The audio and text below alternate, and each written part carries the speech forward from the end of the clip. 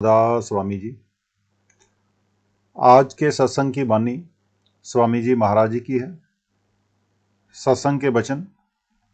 गुरु का रूप लगे अस प्यारा, कामिन पति मीना जलदारा। कहते हैं कि सतगुरु का स्वरूप शिष्य को ऐसा प्यारा लगता है जिस तरह स्त्री को पति और मछली को जल की धारा। गुरु की भक्ति, प्रेम और इश्क हमेशा शिष्य को सुख देते हैं। जब हम गुरु के सत्संग में जाते हैं, उसका दर्शन करते हैं और प्यार से उनके वचन सुनते हैं तो भी सुख मिलता है। 3 किस्म के मुर्शिद होते हैं। पहले अदना किस्म के, वे मुर्गी की मिसाल होते हैं। मुर्गी अंडे पर बैठती है, तब अंडों में से बच्चे निकलते हैं। इसी तरह वे शिष्यों के पास रहकर उनकी संभाल करते हैं। और दूसरे किस्म के मुर्शिद कछुए की मिसाल होते हैं। जैसे कछुआ अपनी नज़र से अंडों को पकाता है, इसी तरह से वे अपनी दृष्टि और तवज्जो से अपने आस-पास के सेवकों की रक्षा करते हैं। और तीसरे किस्म के मुर्शिद कूंज की मिसाल होते हैं। कूंज हजारों मील से अपने अंडों को अपनी तवज्जो से पकाती है। इसी तरह अगर शिष्य अमेरिका में है, अफ्रीका में है या किसी और दूर दराज जगह पर है, तब भी पूरा गुरु अपनी तवज्जो देगा। हमने सतगुरु को देखा नहीं, सतनाम को देखा नहीं, हमने गुरु को देखा है। जब गुरु मिला, वह कहता है आओ तुमको सतपुरुष से मिला दूं।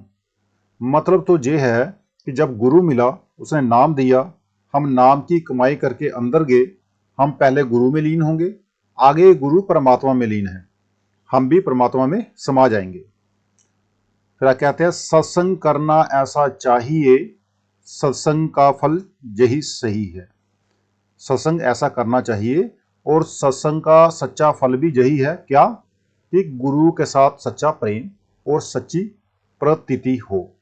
गुरु के सत्संग की बड़ाई नहीं हो सकती। वेद, शास्त्र, ब्रह्मा, विष्णु, शिव भी गुरु की महिमा नहीं कर सकते। चोर, ठग, दुराचारी और अन्य मैले और अदम जीवों को जो अपने अपने कर्मों के अनुसार कुत्ते बिल्ले बनने के जोगे थे, सतगुरु ने नाम जपाकर और सत्संग सुनाकर सचखंड पहुंचा दिया, मालिक से मिला दिया। जिस तरह धोबी गंदे से गंदे और मैले कपड़े को भी धोकर इस्त्री करके संदूक में रखने के काबिल बना देता है, यही हाल सतगुरु का है।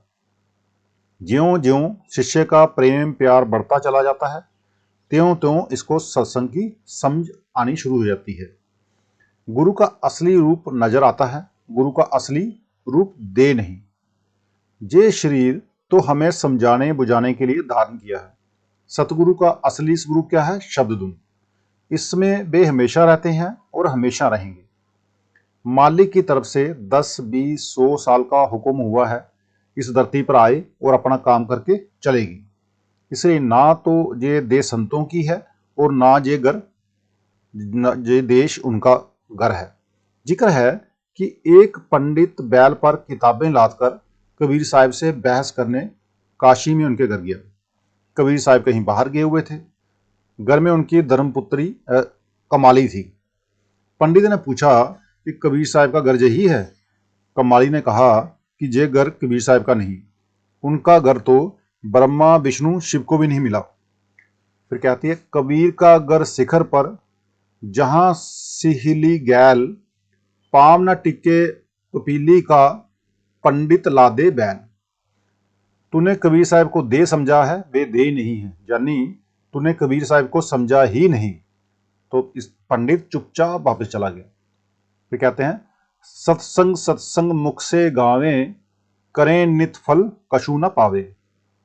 कहते हैं कि लोग बाहर से सत्संग सत्संग गाते रहते हैं, सत्संग में जाते भी हैं, मगर उसका फल उनको कुछ नहीं मिलता। जो सत्संग का सार रस है वो हर इंसान के अंदर, हमारे और आपके अंदर अंदर है, बाहर नहीं है। करोड़ों रिद्धियां सिद्धियां शक्तियां हम सबके अंदर हैं। ज्यों ज्यों उनको यानी कि सेवकों ने महात्माओं का सत्संग किया, सच्चे मन से नाम लेकर उसकी कमाई की, अंदर अमृत का रस ले लिया। नहीं तो अमृत मुंह से कहने पर नहीं मिलता। अगर कहीं स्थायी शांति है तो आदमी के अंदर है और सच्चे सत्संग से आती है। अगर बाहर इसको दुनिया का राज्य भी दे देवें तो भी शांति नहीं आती। जितनी दुनिया की ऐशो इशरत ज्यादा, उतनी ही शांति दूर होती जाती है। सतगुरु के सत्संग और मोहब्बत से अंदर नाम की लज्जत पाकर सतगुरु के साथ सच्चा प्यार होता है। जो लोग सतनाम, राम और हरि नाम का सिमरन करते हैं और सतगुरु के साथ प्रीत नहीं करते, उनकी जय करनी निष्फल जाती है, क्योंकि नाम सतगुरु के अधीन है। जो सतगुरु को पकड़ेगा उसको राम और नाम दोनों मिल जाएंगे, और जो सतगुरु से नाम लेकर उनसे प्रीत नहीं करेगा, उसको ना राम मिला और ना ही नाम मिलेगा। सतगुरु अपनी दया से सदा जीवों की संभाल करते हैं और चाहते हैं कि सारे शिष्य उनके चरणों में सुख पाएं, प्रीत और प्रीति करें। पर ये मन नहीं चाहता कि जीव को ऐसी अवस्था प्राप्त हो, इसलिए वह भोगों की तरफ खींचता है और जीव को अपने हुक्म में चलाना चाहता है। सो जीवों को चाहिए कि मन की गात से बचकर सतगुरु के चरणों को मजबूती से संभाल कर रखे और मन के जाल में ना फंसे। पलटू साहब की बानी है, सतगुरु सबको देत है लेता नाही कोए, लेता नाही कोए शीस को दरे उतारी, बही शख्स को मिले मरे की करे तैयारी। कणु सत बहुत सतनाम देखत के डरे शरीरा, रोटी खावन हार खाएगा क्यों कर हीरा। यानी दुनिया मरना नहीं चाहती और मरे बिना नाम नहीं मिलता, फिर सतगुरु दें किसको? जे जीते जी मरे वे देने को तैयार हैं। जहां पर मरने का मतलब यह है कि जीते जी मरना है, यानी कि जीते जी नाम शब्द जपना है और अंदर जाना है। हीरा खाने से मौत हो जाती है, रोटी खाने वाले उसको देखकर डरते हैं। इसी तरह नाम कड़वा है, जे डरता है खाता नहीं कि कहीं मौत ना आ जाए, बिना मरे मिलता कुछ नहीं। फिर आगे कहते हैं, सत्संग महिमा है अति भारी, पर कोई जीव मिले अधिकारी। सत्संग की महिमा क्या कहें, वह अति महान है, मगर जीव भी तो अधिकारी होना चाहिए। जब तक किसी शब्द स्वरूपी शब्द व्यासी महात्मा का सत्संग नहीं मिलता, अंदर पर्दा नहीं खुलता, कुंजी सतगुरु के हाथ में है। गुणी भी है, ज्ञानी भी है, लेकिन कुंजी वाला महात्मा कहीं कहीं मिलता है। सिखों के घर में पैदा होकर मैंने 22 साल खोज की है। किसी सभा का सेक्रेटरी रहा, किसी का प्रेसिडेंट। मैं कहा करता था कि आदमी की पूजा करूं। जब ग्रंथ साहिब को पढ़ा तो वह कहता है कि चलो संतों गुरुओं के पास, चलो उनके सत्संग में, जो रूहानी मंजिलों पर जाते हैं। गुरु अमरदास जी फरमाते हैं, सतगुर हथ कुंजी होरत दर खुले नाही, गुर पूरे बाग में लावनिया। संत महात्माओं की खोज की, उनसे मिला, कहा कि कुछ दो। सभी यही कहते मिलेगा, मगर अभी तुम्हारा समय नहीं आया।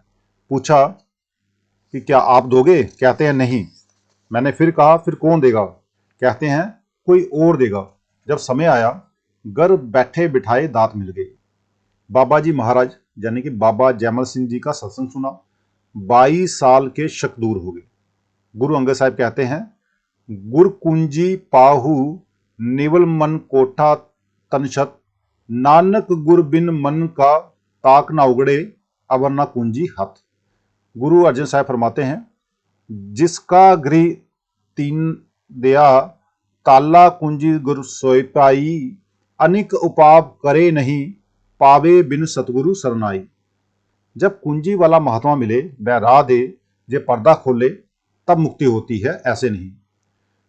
कबीर दर्शन साध का साहिब आवे जाद, लेखे में सोई घड़ी बाकी के दिन बाद।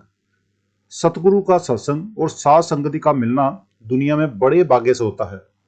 इनके मिलने से वह राम, वह परमात्मा याद आता है। क्या कहते हैं गुरु रामदास साहिब?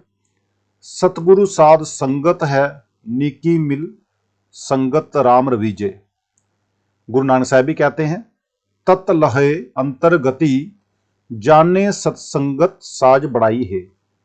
सच कहते हैं शब्द को जो सतगुरु की संगति के जरिए मिलता है। ये वह तत्व है जिसके मिलने से अंदरूनी अवस्था को जाना जा सकता है। ऐसा महात्मा आप तर जाता है और अपने कुल को तार लेता है, अपनी संगत को भी तार लेता है। जो उसकी संगति में जाते हैं वह उनको भी तार लेता है। गुरु के सत्संग और शरण में आकर फिर खोज करने की जरूरत नहीं। अगर नाम लेकर फिर भी खोज करता है तो उसकी तरक्की नहीं होती। पतिव्रता स्त्री जब एक बार ब्याही जाती है तो फिर चाहे पति बुरा हो, वह दूसरे पुरुषों की तरफ नहीं ताकती।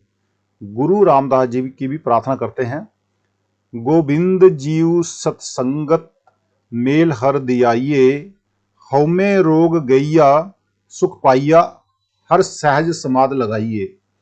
गर रतन लाल बहु मानक लादे, मन ब्रह्मिया लह ना सकाइए। कि हे मालिक कृपा कर कि मुझे गुरु की सोहबत और संगति मिलती रहे, ताकि मेरा भजन बनता रहे और तेरी कमाई और भजन होता रहे। जब मन अंदर गया, उसने अमृत पिया तो काम क्रोध आदि नाश हो गए, होमे और ममता मर गई। वह मन रूपी हाथी जो अंदर नहीं जाता था, अब प्रेम प्यार में आ गया और अंदर की लज्जत लेने लगा। हर एक आदमी के अंदर करोड़ों खंड ब्रह्मांड, करोड़ों देश, करोड़ों सूरज चंद्रमा है, ईश्वर परमेश्वर है, क्योंकि इसका मन अंदर जाता नहीं, बल्कि विषय विकारों में, काम क्रोध में बाहर ही बाहर फिरता है। इसलिए वह दौलत जो परमात्मा ने इसके अंदर रखी है, इसे मिले तो कैसे मिले। इसलिए नाम शब्द जपें और गुरु का ध्यान करें। आज का सत्संग इतना ही, मिलते हैं कल के सत्संग में। राधा स्वामी जी।